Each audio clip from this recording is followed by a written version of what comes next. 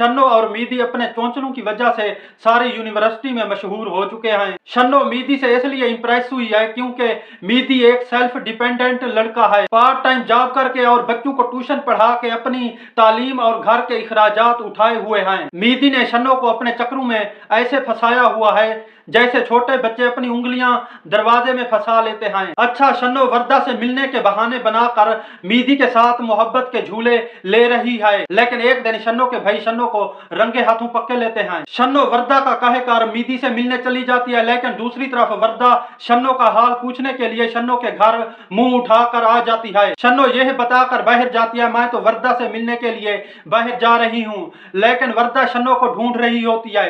यह देखकर आंसू और ज़ेबी हैरान हो जाते हैं क्योंकि वर्दा को तो शन्नो के बारे में कुछ भी मालूम नहीं होता। खैर, इस बार तो निग्गी आंटी झूठ बोलकर शन्नो को बचा लेती है। दूसरी तरफ शन्नो के साथ टांका फिट होने पर मीदी अपने आवारा दोस्तों को दावतें खिला रहा है, वो भी शन्नो के पैसों से। शन्नो इसलिए मीदी की जेब गर्म करती है क्योंकि इम्तिहानात करीब आए, ताकि मीदी बच्चों को ट्यूशन पढ़ाने की बजाय अपनी तालीम पर तवज्जो दे। लेकिन मीदी अपनी स्टडी पर तवज्जो देने की बजाय अपने दोस्तों के साथ दावतें उड़ा रहा है। दूसरी तरफ शन्नो ने वर्दा से अपने सारे रिश्ते नाते इसलिए तोड़ दिए हैं क्योंकि वर्दा मीदी की असलियत जानती है और मीदी को शन्नो के आगे बेनकाब करने की कोशिश करती है।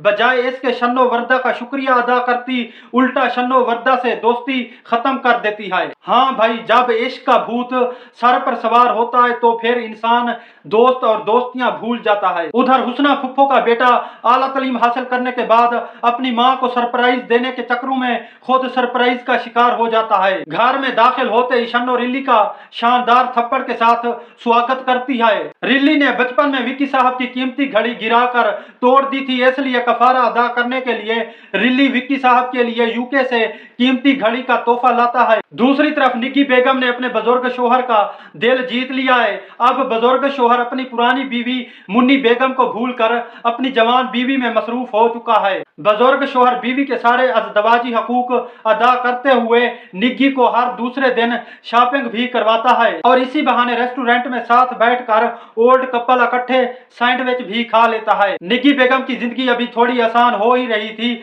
शन्नो हुस्ना फुफ्फो के कान भर देती है कि निग्गी रिल्ली को गुंडा और मवाली कहती है और इस घर से रिल्ली को निकालना चाहती है। बस फिर फुफ्फो अपने लायक फायक बेटे की बुराइयां सुनकर गरम तवे की तरह तप जाती है, अपना बोरी बिस्तर बांध लेती है और घर छोड़कर जा रही होती है। निग्गी बेगम और बुजुर्ग शोहर हाथ जोड़कर फुफ्फो से माफी की इल्तिजा करते हैं, फिर जाकर कहीं फुफ्फो जाने का इरादा तर्क कर देती है। दूसरी तरफ ओवरवेटेड महरू की गोद हरी होने से पहले उजड़ चुकी है। ओवरवेटेड महरू नबीना खरगोश की तरह छलांगे मारकर सीढ़ियों से उतर रही होती है तो भारी वजन की वजह से ओवरवेटेड महरू का पांव फिसल जाता है और इस तरह ज़ेबी का बच्चा दुनिया में आने से पहले मौत की घाट उतर जाता है।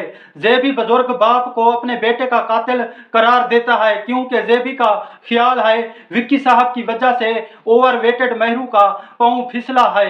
चलो यार, खुदा की होनी को कौन टाल सकता है, मगर ओवरवेटेड महरू अपना बच्चा खोने के साथ साथ अपना दिमाग भी खो चुकी है। अच्छा, जब से ड्रामा शुरू हुआ है मैं देख रहा हूँ बिचारी एक ही सूट में गुजारा कर रही है, कम अज कम यार इस बिचारी को नया सूट ही पहना दो। दूसरी तरफ ज़ेबी और आंसू ने करप्ट लोगों के साथ बिजनेस डील करना शुरू कर दिया है। बुजुर्ग बाप के मना करने के बावजूद भी ज़ेबी और आंसू बाज ना आए क्योंकि आंसू और ज़ेबी का मानना है विक्की साहब मेंटली तौर पर स्टेबल नहीं है, इसलिए उनको बिजनेस के बारे में कुछ भी पता नहीं है। आई होप आपको ये वीडियो पसंद आई होगी। अगर ये वीडियो आपको अच्छी लगी है तो मेरी वीडियो को लाइक कर दें और मेरे चैनल को सब्सक्राइब कर दें। I see you soon with a new video.